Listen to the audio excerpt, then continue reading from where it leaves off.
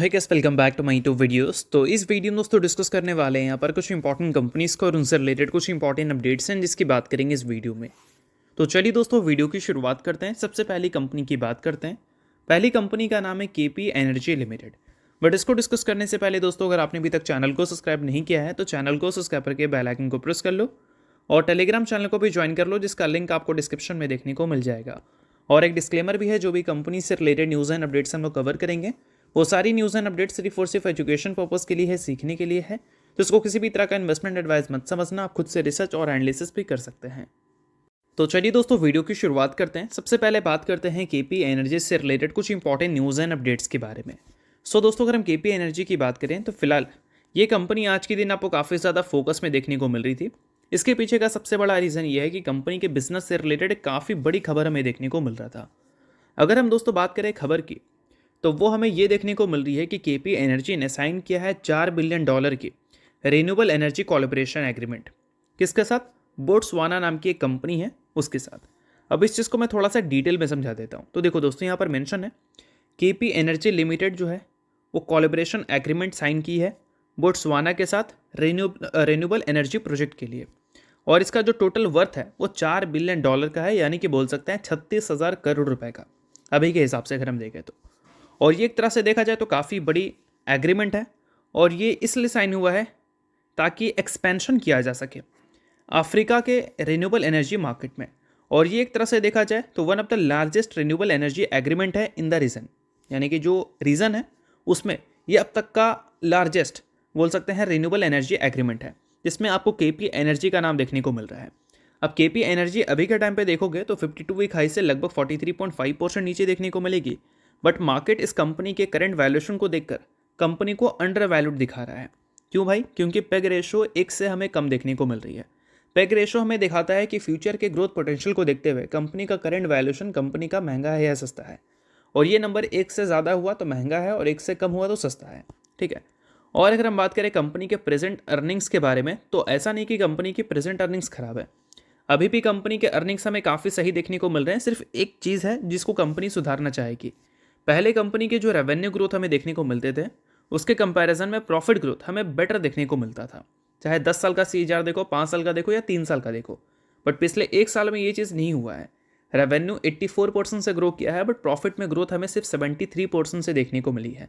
तो कोई भी कंपनी के शेयर होल्डर एक्सपेक्टेशन यही रखते हैं कि रेवेन्यू ग्रोथ के कंपैरिजन में प्रॉफिट ग्रोथ ज़्यादा देखने को मिले। प्रॉफिट से बेसिकली क्या है कि वैल्यू बढ़ता है कंपनी का, और वो चीज़ नहीं हुआ है। इस वजह से पिछले कुछ टाइम में कंपनी के वैल्यूएशंस करेक्ट हुई हैं और पिछले 1 साल में 43% ये कंपनी आपको नीचे देखने को मिलेगी।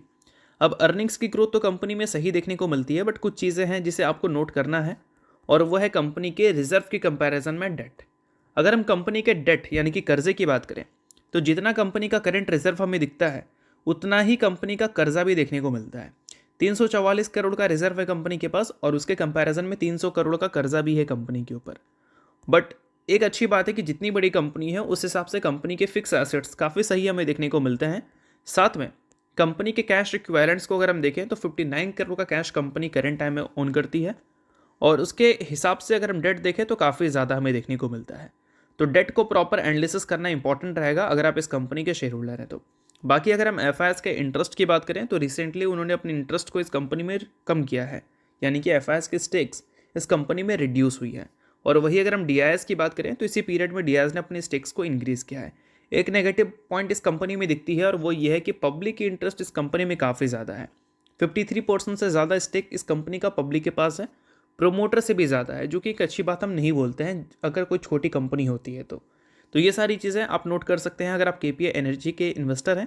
बाकी अगर आप इन्वेस्टर नहीं है तो आप इग्नोर भी कर सकते हैं। सभी चीज़ें सिर्फ और सिर्फ एजुकेशन पर्पज़ के लिए थी। अब दोस्तों वीडियो में आगे बढ़ने से पहले बात कर लेते हैं एक सेबी रजिस्टर्ड टेलीग्राम चैनल के बारे में जिसका नाम है ट्रेडर बाजी। अब ये सेबी रजिस्टर्ड रिसर्च एनालिस्ट हैं जिनका रजिस्ट्रेशन नंबर आपको यहाँ पर देखने को मिलता है, और इनको 8 साल से भी ज़्यादा का एक्सपीरियंस है ऑप्शन एंड स्विंग ट्रेडिंग में। साथ में 3000 से भी ज़्यादा लोगों को ऑलरेडी ये ट्रेन कर चुके हैं। तो इनके टेलीग्राम चैनल का जो लिंक है वो आपको डिस्क्रिप्शन में देखने को मिल जाएगा। लिंक के थ्रू जाकर जरूर इस चैनल को आप ज्वाइन कर लेना। ज्वाइन करने का सबसे बड़ा प्लस पॉइंट ये है कि काफ़ी सारी कंपनी के टेक्निकल्स को प्रॉपर एनालिसिस कर यहाँ अपडेट किया जाता है, जो कि अभी आपको यूट्यूब पे तो देखने को नहीं मिलता, जिसको आप यहाँ पर आकर ज़रूर चेकआउट कर सकते हैं। उसके अलावा दोस्तों मार्केट से रिलेटेड जो समरी होती हैं वो सारी चीज़ें आपको यहाँ पर देखने को मिलती हैं। मार्केट से रिलेटेड जो इंपॉर्टेंट न्यूज़ एंड अपडेट्स होता है वो भी आपको यहाँ पर देखने को मिलता है। साथ में सेबी रजिस्टर्ड टेलीग्राम चैनल है, तो इनके कॉल्स वगैरह भी दिखते हैं, जिसको भी चाहो तो आप चेकआउट कर सकते हो।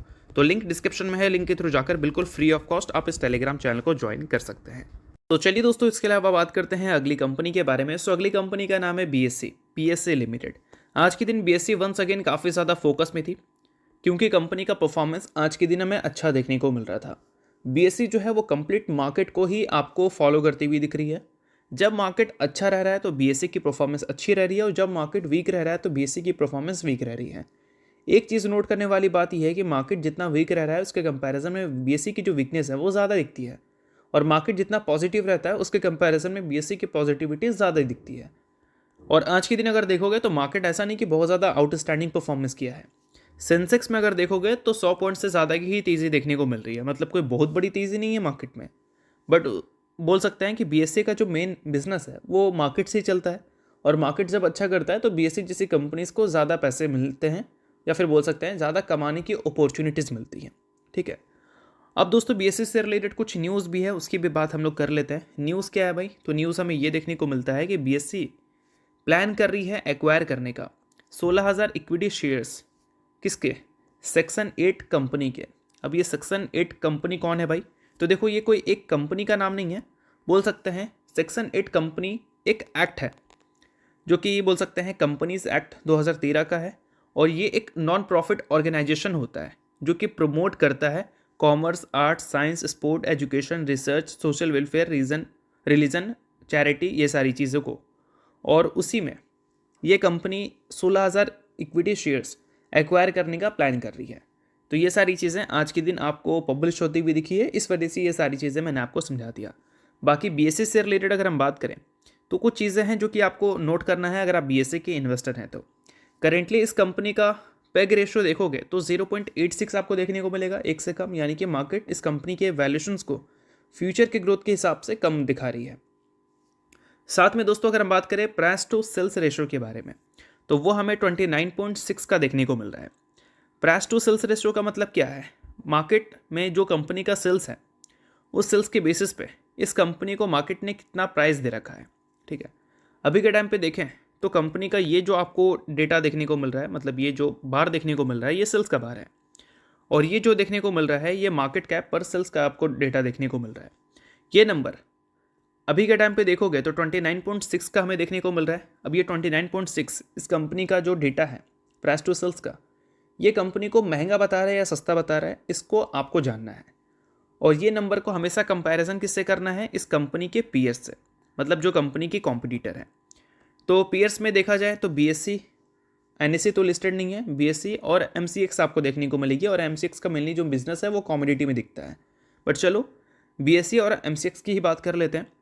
एमसीएक्स का करंट अगर हम बात करें प्राइस टू सेल्स रेशो के बारे में, तो वो 38.84 का हमें देखने को मिल रहा है। मैं थोड़ा सा जूम कर देता हूँ, देखो यहाँ पर 38.84 का हमें देखने को मिल रहा है, और वही बीएससी का 29.62 का हमें देखने को मिल रहा है। तो मतलब मार्केट के हिसाब से जितना कंपनी का सेल्स ग्रो हुआ है उसके कंपैरिजन में जो मार्केट कैप है वो उतना ज़्यादा ग्रो नहीं हुआ है। तो उस केस में क्या है कि बीएससी को थोड़ा सा ये सारे रेशोज़ के बेसिस पे अंडर वैल्यूड दिखाया जा रहा है। बट हाँ, ये सारी चीज़ें रेशो के बेसिस पे है, तो कोई ब्लाइंडली फॉलो करने की ज़रूरत नहीं है। आप खुद का रिसर्च और एनालिसिस भी कर सकते हैं। जो इंपॉर्टेंट है वो मैंने आपको समझाया।